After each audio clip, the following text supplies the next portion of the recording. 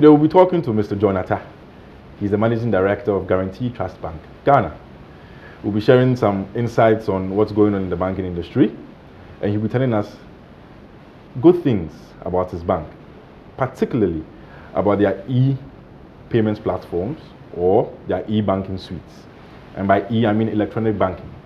You know, we've become accustomed to going to the banking halls, joining long lines, and I, for one, now I sit in the comfort of my home, literally, go on my phone, and I send money across Ghana. So today we'll be having a very light discussion with Mr. JoyNews. He is the Managing Director of Guarantee Trust Bank. Without further ado, I'll introduce him and we'll get our conversation going. Mr. John, thank you very much for joining us. Philip, thank you for having me. Yeah. Okay, so give us a bit of a background to your start in Ghana. Just something small, how you started in Ghana. Okay, we're about 12 years active in Ghana now. Okay. We're part of a group office in Nigeria. We're operating in 11 countries. Okay. And we're a fully fledged commercial bank in Ghana. Okay. With about 34 branches so far. Okay. And as we continue, I'll tell you why those branches are not likely to increase. With regards to the bank as a whole, yes, I was doing some reading on the bank and I realized that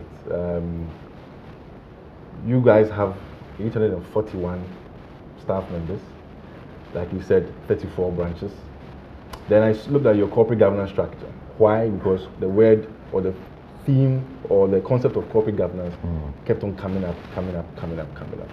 And I saw that all is well and good for you. Another important part I realized was your staff numbers. Yes. You made mention of the fact that you give a lot of room to Ghanaians, though you were, let's say, majority owned Nigerian bank. Share some light on that for us. Well, you know, there's this theme that there are Nigerian banks and there are Ghanaian banks in the market. It's usually strange when I hear such description. Because if you check a bank, generally, yes, the shareholders are there. But what makes the bank is the depositors' funds. Exactly. And by the time you strip away the depositors' funds from all banks, there's no bank. So like in Ghana here, the bank is owned by Ghanaians because the depositors control what we do. So for us, we see ourselves as a Ghanaian bank, but part of an international group of banks. GT Bank is the name. In terms of staffing, yes, I mentioned earlier that just to support my position is truly a Ghanaian-owned bank. In Guarantee Trust Bank today, the treasurer is a Ghanaian, the chief financial officer is a Ghanaian, the head of risks is a Ghanaian, the chief auditor is a Ghanaian. All the key aspects, the company secretary is even a pioneer staff, Ghanaian. So all the key aspects that makes a bank tick, run by Ghanaians. Yeah. Added to the fact that the deposits are largely that of Ghanaians. I'm just a team player. So we're truly a Ghanaian bank in my own opinion. And in terms of corporate governance, that's what has seen us operate effectively in over 10 countries. You cannot come to a new country or in a new operations and not adhere to the expectations of the regulators and what the country expects from you. Overall, from us, in terms of corporate governance, is stricter than most of the regulatory regimes in the various countries we operate. So by the time you adhere to GT Bank corporate governance, meeting the regulatory needs of your country of operation becomes a little bit easier. So for us, it's more important to adhere to our corporate governance ethos than to even make money in any operations. So it's everything we stand for, really. Okay. I asked this question about Ghanaians, Nigerians, because it's something that keeps on coming up. We may not like it, we may not want to address it, but it's the truth. So I thank you for shedding some light on that, because conversations go on and on about the fact that Ghanaian banks are going under and the Nigerian banks are strong, and I would argue that banking is banking. Whether it's owned by a Ghanaian or owned by a Nigerian, I agree with you completely. You will do what is right in order to steer the affairs of the bank in the right order. Yes. But on the operations of the bank, in my introduction, I made mention of how I sit at home nowadays and I send the money across. Back in the day, I was the one who would go to the banking hall and I'll join the line, I'll complain. And I've heard through the grapevines that you have serious expertise with regards to electronic payments and how they work and stuff like that. Give us some small detail on Ghana's scope with regards to electronic payments or electronic transactions, and how the bank is positioning itself to take advantage of this platform? Okay, for us, we believe it should be optional for customers to come to our branches. Unlike what obtains today, where there are some transactions, even in Ghana here, the customer has to come to the branch. We want to take away that compulsion for customers to come to the branch. We want to make it optional. And how do you go about doing that? Is to increase the electronic suite of banking services which you offer, where the person can actually do his business from wherever he wants. Time constraint is not a consideration. Time of closing of the branch is not a consideration. Saturday banking is not a value add.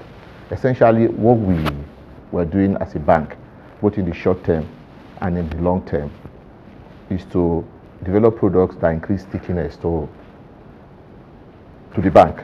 E.g., for instance, when you look today, most of the electronic products are driven on the phone.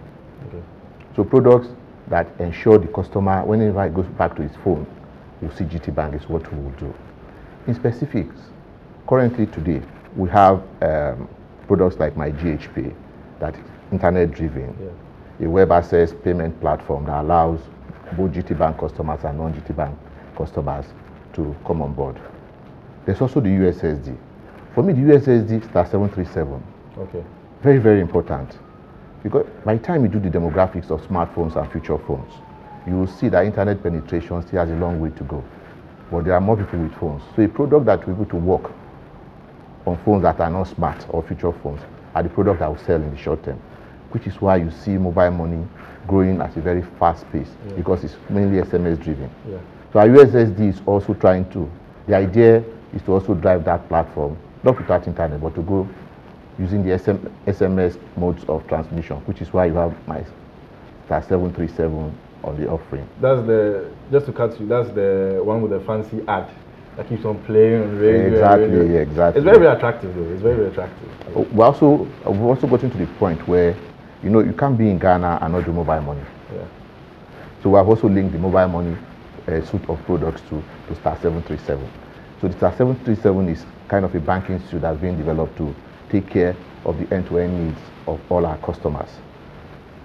Outside this, we're also trying to come on board, though it's not open yet, so I cannot say much about it. We also realize the fact that in the near future, even though we are not there yet, though we have the capabilities in-house, predictive capability of the bank will be what will be the selling point for us. We're able to effectively see the customer expense pattern, forecast effectively what the customer needs to be in the future, possibly incorporate all the customer needs from where we sit. So our predictive capabilities that have been developed in-house, we are trying to put them in some products that will help push the GT Bank name more into the market. And a time will come where really GT Bank will not be about the branch you go to, but GT Bank will be everywhere. And we are getting there. Now, there are certain products which have been developed. Like I mentioned earlier, I can't say yet because our regulator needs to give. So, but the end point where we see ourselves today, in terms of in-house technology capability, we are just at 5% of what we can offer to the Ghanaian market. It's there. So we are beginning to roll them out gradually. Okay. And we believe at the end of the day, both the market, the bank, it will be a win-win situation for us. So truly we are going to go e-channels, or we are in e-channel already, e-channel drive already. It's now to scale up. Okay. Which is why we are not likely to expand our physical branches in the near term.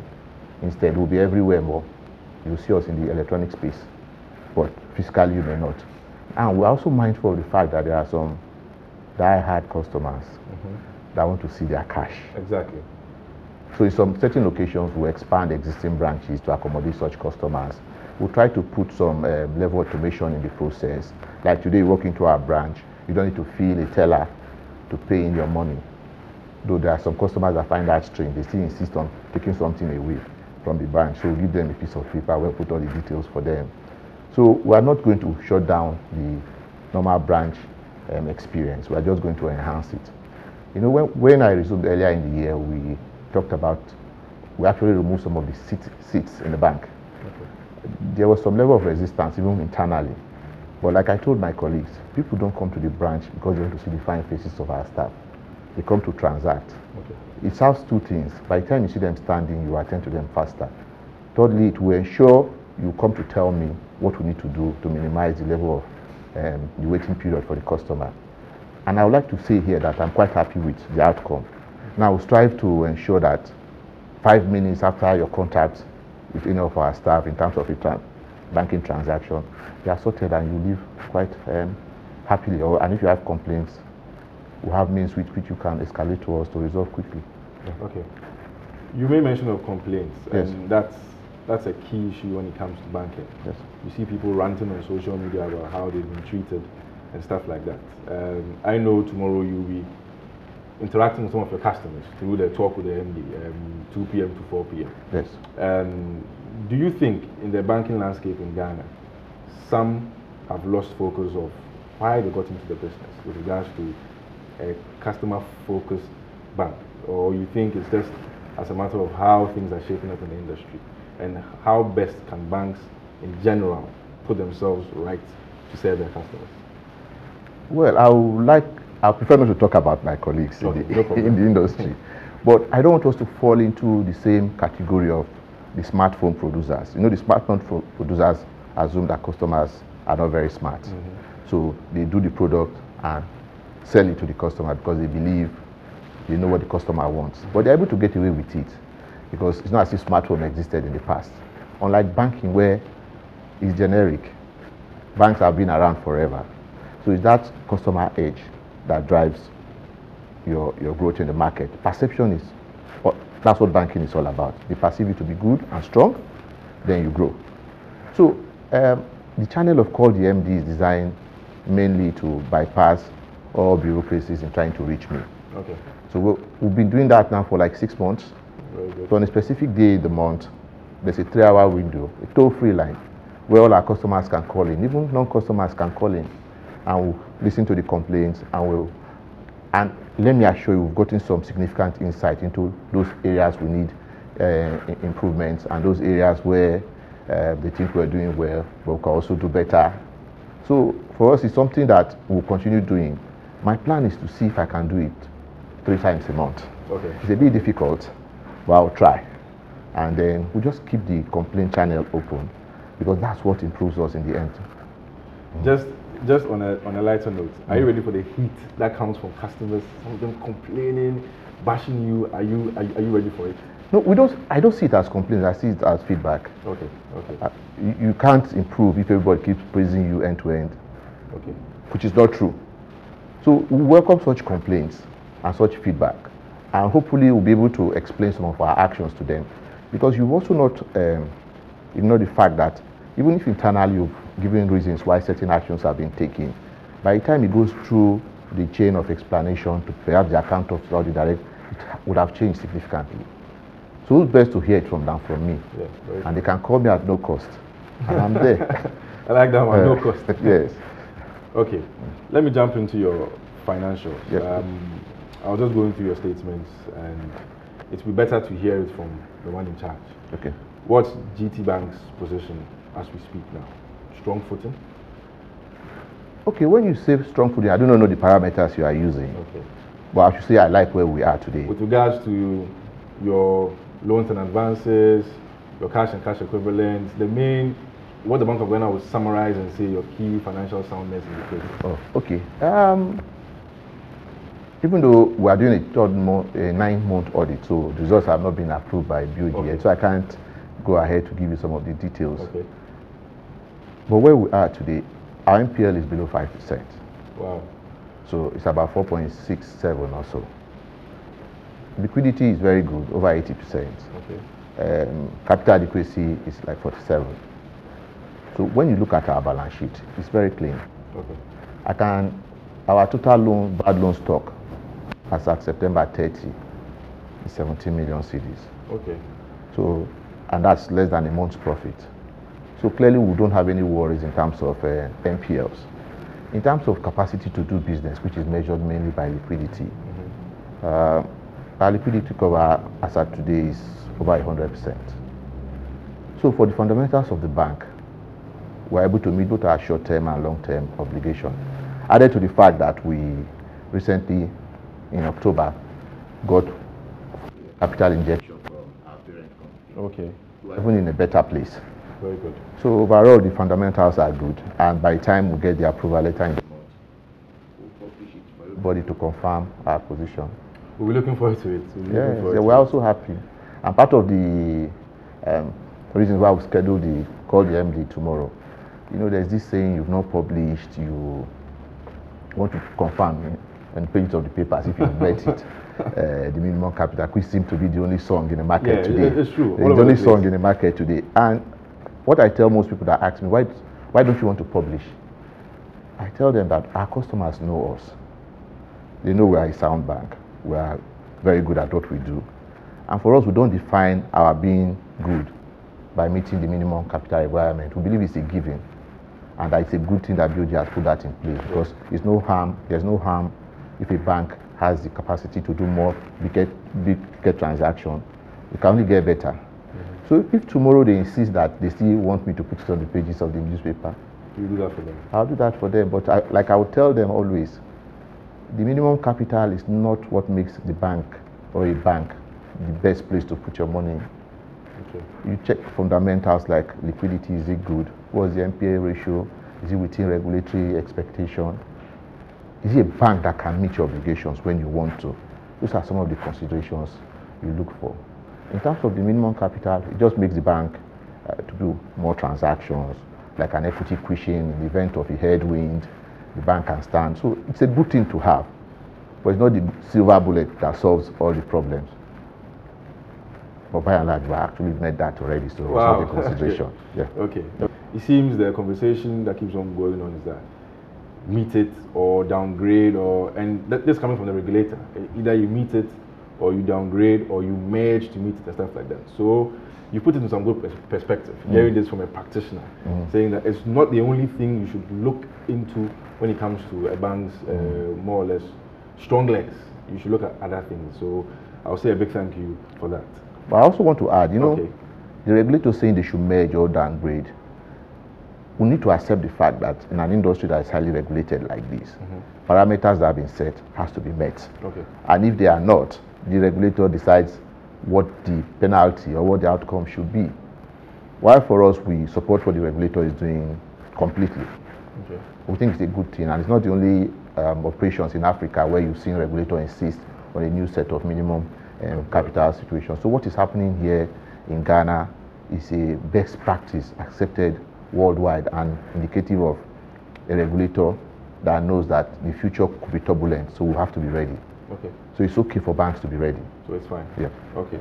Just on the general banking landscape, the banking sector report from the same regulator, Bank of Ghana, says over the year up to April 2018, over the course of 1 year, banks have shifted their assets into investments. That will be treasury bills and less towards loans and advances.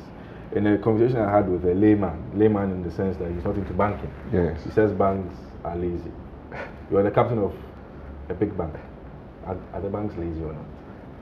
Well, from his own perspective, we are both correct. In that he's correct based on his own parameters of defining what a strong person is or what a strong institution is and what a lazy institution is. He's not getting funds. And it's unfortunate that situations like that arise. On our part, we do not think we are lazy. Let's not forget the fact that, like I mentioned at the start of the interview, that a bank is made up of the customer's deposits. Okay. Without those deposits, there's no bank.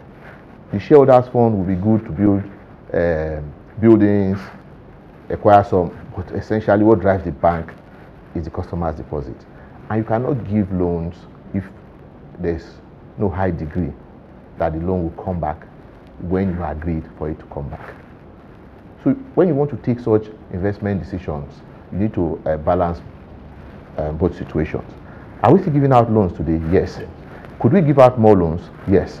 Are we looking for opportunities to increase our loan portfolio? All the answers are yes. But let's also not forget that from the start of banking, government securities too is an aspect of investment that all banks engage. Now, is there a right percentage that you should put in government securities and the others in loans? I do not know. I just think it varies from bank to bank. We will lend to the real sector when we see as the opportunities come on board, we will. We're in the business of redistributing wealth. Okay. So we're not lazy, we're just waiting for the opportunities to come up. Okay. On this point, I just need to touch on this, if I may. Deposit mobilization is something I personally have experienced for my days, my short days in a bank. We heard complaints of liquidity issues, customers running for their funds in other places, and stuff like that.